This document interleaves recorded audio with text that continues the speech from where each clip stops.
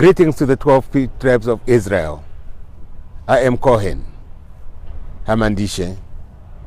I'm greeting you from Zimbabwe, from Africa. As I've said that I'm Kohen Hamandishe. I'm one of the elders of the Lemba elders. Of the 12 houses of the Lemba, I'm from the Buba house. I'm the founder of B'nai Aaron Lemba Ministries, and also Hope for Children Ministries. Today I've got a video. I'm going to share with you a video which I'm going to talk about the need for the 12 tribes of Israel to go back to the old path. But before I go into that, I want to show you the scenery, Zimbabwe, with the place where we are, how it looks like. I'm going to disturb you a little bit.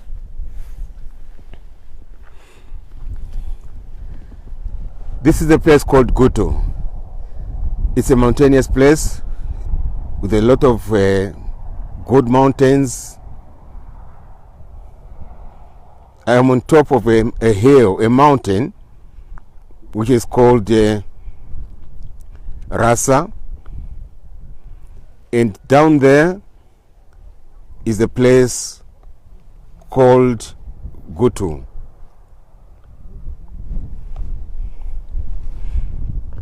The weather is fine. It wants to rain, but it hasn't started raining yet. It's a bit chilly.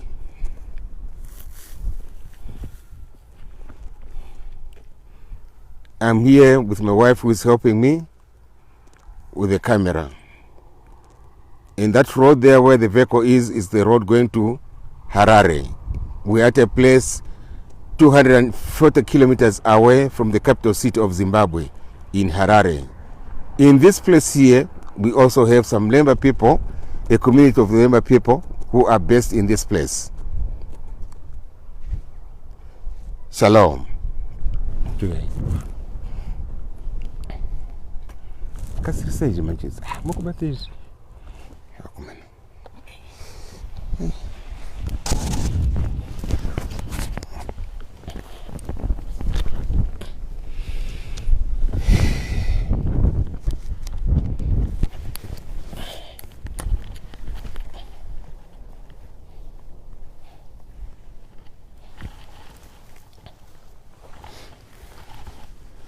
As I have already said, my video, I'm targeting my video to the 12 houses of Israel who are scattered across the globe. Now, Romans chapter 1 verse 16 says, I'm not ashamed of the gospel, which is the power of Adonai for salvation, to the Jew first, to the Israelite first, and then to the nations. The gospel has to travel to Israel. The gospel has to travel, the scattered people of Israel. Now, we find that a lot of our people are in diaspora. A lot of our people are in diaspora. They are there. We are here in diaspora because of our forefathers. It's not because of our choice, but because of our fathers. What led our fathers to leave the Holy Land is because of various issues or various things which led them to leave the Holy Land. Some left Israel to go for greener pastures. Some went to other nations to look for greener pastures, to look for foundations of another life. Some went out of Israel, the Holy Land, as traders, as entrepreneurs, as business people, and they never came back. They are in those lands where they went. But at the back of their offsprings, they know that they are from the land of Israel. Some were forced to exit Israel. Some were forced out of the land of Israel. Like my people, the Lemba people, were forced to go out of Israel. Some were also forced through other means, through other issues, like the captivity. Some left Israel because of captivity. And when they went out, when they were some returned back home after the captivity, but others decided to remain behind in those countries where they were, and they stayed there and never returned back. Now, the bottom line of all this is that what caused us to go out, what caused our forefathers to go out, was because of the failure of our forefathers to remain faithfully to the way he prescribed to us through his servant Moshe, through his servant Moses. Now, there are two groups we find in diaspora. The first group is the lost tribe of Israel, and the second group is the hidden tribe of Israel. Now, the lost tribe, it means that on the lost tribe, they lost everything in diaspora. They became too assimilated in their hosts, in their countries of hosts, so much so that they lost their identity, they lost their language, they lost their race, so much so that even now today, they cannot accurately pinpoint which house of Israel they belong to. They cannot accurately pinpoint that I am from the house of Reuben, I am from the house of Gadi, or I'm from the house of Manasseh. They cannot do that because they have been assimilated and they have lost that identity. But there's hope for return back, because the Torah says that, Adonai says that, I will return you back. So many verses which support that he is going to bring us back to the Holy Land, to the land of which he promised our forefathers. Now, you see, in their stay in the foreign land, they, instead of living one life, which they were told at Mount Sinai, they are now living two types of lives. One life is the culture life, and the other is the religious life. You find that on a Sunday, they lead a Christian life. And from Monday to Saturday, they lead their culture. Some also on Shabbat, they lead a Torah life. But after Shabbat, they don't lead a Torah life, they lead the culture of the land where they are. Whereas the lives of the Israelites is a combination of the culture and the religion. You cannot separate the life of an Israelite from the culture and the religion. Culture and religion is the same. This is my message today, and this is what I want this is what I want to put across to the people of Israel, that we must return back to the combination of our culture and our religion as one. We want to live a Torah life. We want to live a life which combines culture and religion. Now, you find that Adonai always said he these precious people, when he wanted someone to preserve someone, he preserves it, he hides it, he hides them. Like we'll find that somewhere in the Bible, I think it's in Romans chapter 11, verse 3 and 4. It talks about, I'll read.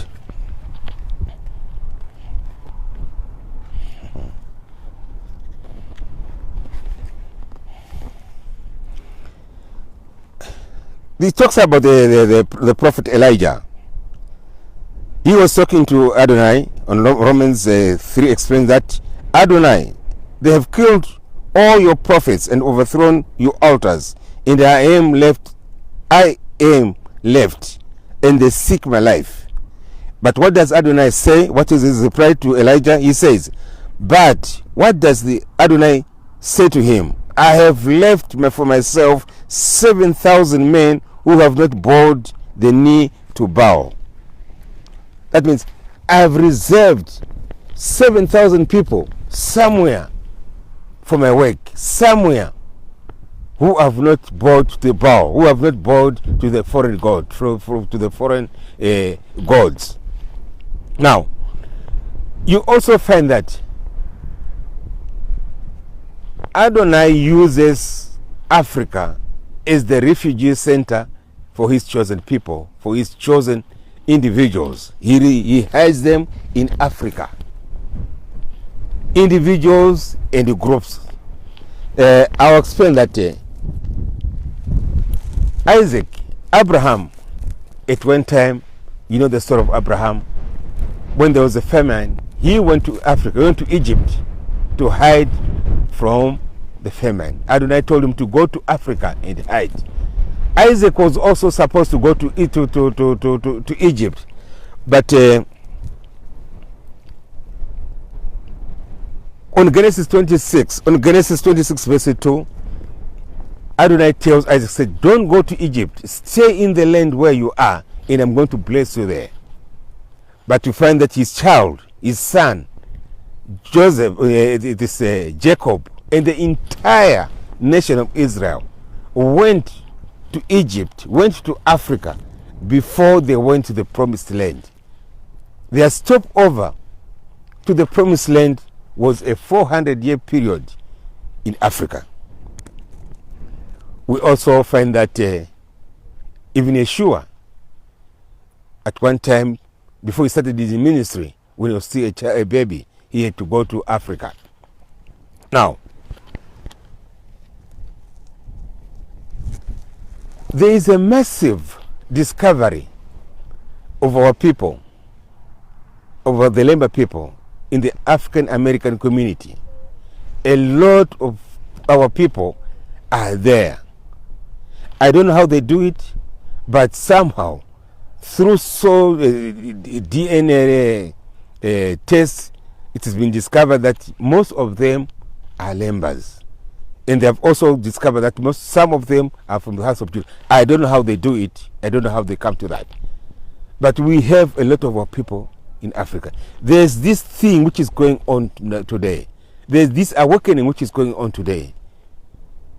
Some people are seeing this as a joke of the century. When they see these people now awakening to the reality that they are Israelites, they think that it's a joke of the century. They see it as a fallacy. They see it as an imagination. These people are just imagining things. They see that these people are just parading their ignorance about the Bible. These people are just parading their ignorance. But the thing is, this is the way Adonai works. That which you believe that is nothing is the thing that Adonai wants to use. Somewhere in the Bible, it says that the first will be the last, and the last will be the first. Now, you see that when you are in exile for too long, you tend to lose your Torah. All the Israelites who are out of Israel today, most of them have lost their Torah. They have lost the way of their fathers. They have lost it. But praise be to Hashem. Jeremiah tells us on Jeremiah 6 verse 16 that look for the old paths. Look for the Torah. Look where the old paths, where your fathers used to travel to, and you will find rest in those old paths. Now, this is my message to you, that we have to go back to the old path. We have to go back to the original path. We have to go back to the beginning. We have to go back to Mount Sinai and discover what Adonai told our forefathers, and we start walking in those laws, walking in those precepts, walking in those commandments. Once we do that, once we find ourselves doing all those things, the blessings he promised in Deuteronomy 28 are going to follow us. We have to start doing that now. We have got no choice but to do that. Our relationship with Adonai of Israel is only cemented on us doing his will, on us walking the life which he wants us to walk. He wants us to walk in the Torah life, and we have to do that. This is the only way we can do that. Now,